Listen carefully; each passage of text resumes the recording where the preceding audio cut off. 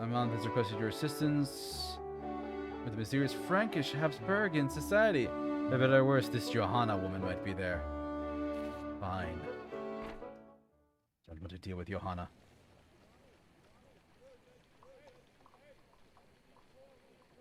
It's not a long walk to the address Armand provided in the letter, but you wait until nighttime before you head out. He said that these notable persons are in Paris attending the Estates General, which means they'd only be free later in the day when they were out of session. You find the address, you see it's a tavern, but there's very little light coming inside. The front door is shut, along with a sign that reads, "Closed for private event." You knock on the door. A slot on the top of the door snaps open. A pair of skeptical eyes glare out at you from the opening. Through the slot, you hear the sound of multiple people speaking in low voices. Who are you, and what do you want? I am Yvette Ducot, and I am told I've been expected. I see. Please come in. The slot slams shut. The door opens. You step inside. It takes a few minutes for your eyes to adjust to the dark interior. Turn around and examine the person guarding the door and come to face with Marcel's doorman. Bonsoir, madame. He says, shifting awkwardly from foot to foot. Merci beaucoup. Where can I find Armand? We have much to discuss. Oh, right this way. Armand looks up from his conversation. Thank you, Jerome. Jerome? Jerome. I'll take it from here. Ooh. Thank you for coming. Oh, we got a hug. Yay. Here are the plans for tonight. We have all the guests who are in France for the Estates General who are representing the various estates. While they know the general agenda of our society, they naturally have their reservations about joining us. Yes, because you're committing treason. So I've called a special meeting tonight, but Johanna is going to be helping you, alright? I've been called into a special meeting, but Johanna is going to be helping you. A special meeting, you say? Sounds interesting. Oh, but it is, he replies before dropping his voice to a low whisper.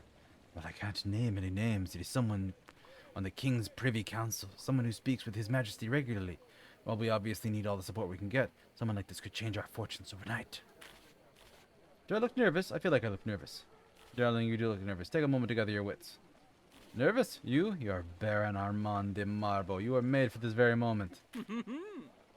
Do, you are right. What am I worrying about? I must be off. There's work to be done. Gain favor with Armand. He departs. You head off in search of Johanna and the guest he mentioned. However, when you do locate her, it appears she's already started the conversation without you. As a man representing the second estate, such a traditional and storied lineage, I understand this must be difficult for you. Johanna says, her words flowing like honey. Well, yes, my family has proudly served all the strongest kings of France. However, His Majesty does not appear to be cut from the same cloth. He vacillates, issuing stern decrees in the morning, then retracting them at the first sign of resistance by supper time. It's embarrassing. Whatever happened to the days of I am the state? But can I assure you, Monsieur, that bringing France under the wing of Austria would strengthen France, the monarchy, and the nobility as a whole. Joseph II is a strong emperor working to consolidate power, not let it disperse to undeserving inferiors. Yeah, this bitch. This fucking bitch right here. This bitch is trying to take our man. I have a mind to let her. Dude's fucking crazy. Well, madame, if this emperor is consolidating power, how would I benefit at all? A nobleman's power extends from their lord. A strong lord makes you stronger by proxy.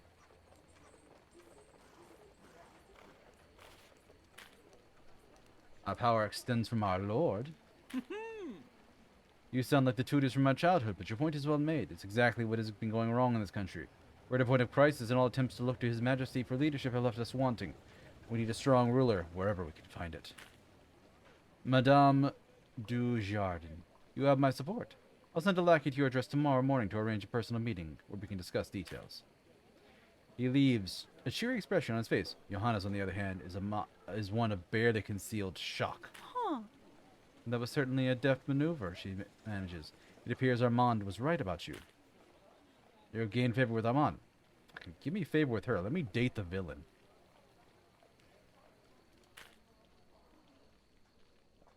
Without another word, Johanna strides over to the next guest. Refusing to outdone, you hurry after her, trying to keep pace. The guest is younger and carries the sober bearing of a representative of the third estate. He's both highly agitated and aggressively serious in equal measure. Johanna unfolds her fan and whispers to you behind it. Just follow my example and we'll have this done quickly. Bonsoir, monsieur. I am Johanna du Jardin. I've been told you are a well-respected judge from...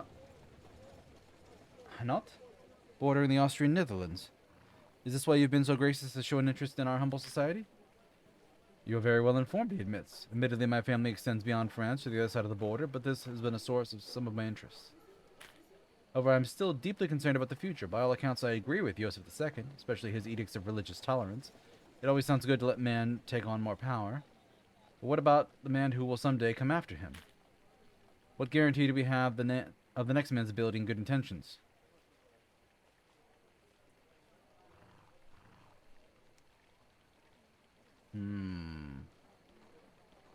See, I like the third answer of there's no such thing as a guaranteed future, some things require faith, but I don't think that helps.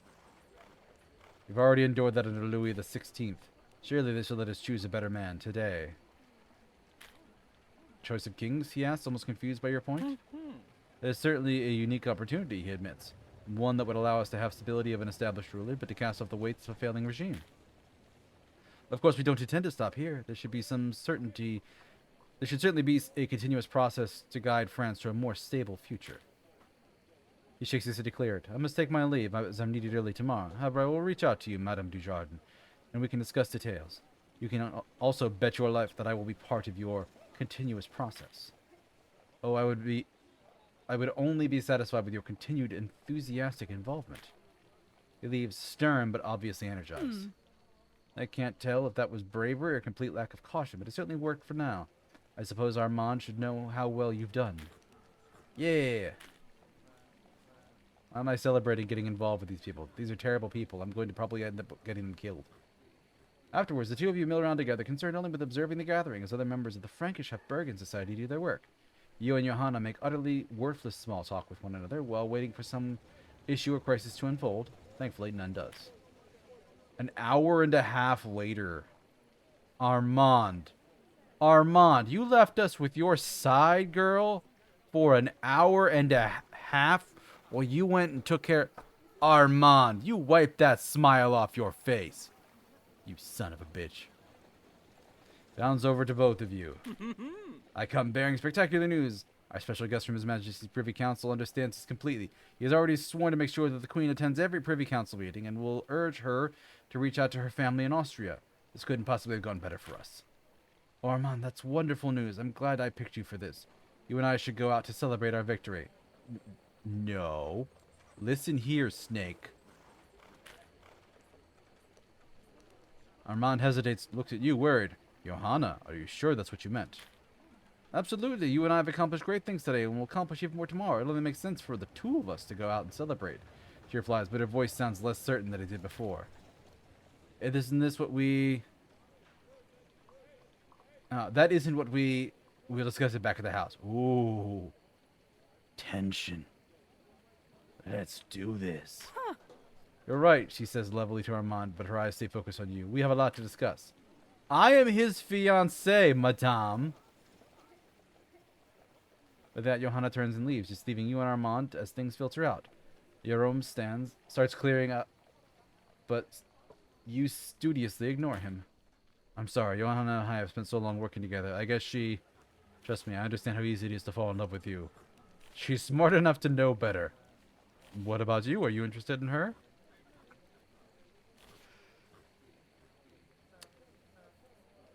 Oh. Yeah, that's my man. That's what worries me, he agrees. She's absolutely smarter than that. She founded this whole society, recruited most of its members, and got it all to this point.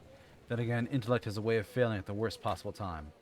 Two of you stand around together, watching the party continue to disperse, holding each other's hand. He sighs and gives you a quick kiss on your forehead. Sorry, but I must go. At this time of night, the patrols are going to start picking up soon. I can't risk getting questioned by any of the authorities.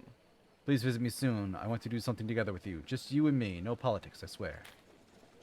Foreign powers now available for you to visit on the Paris map. After one last embrace, the two of you part ways and you head home. For now, the walk will be short. All this progress feels like something coming to a head, but what? You know, all that being said, all the sass I'm giving him for, you know, having someone on the side, it's time to go see a widow.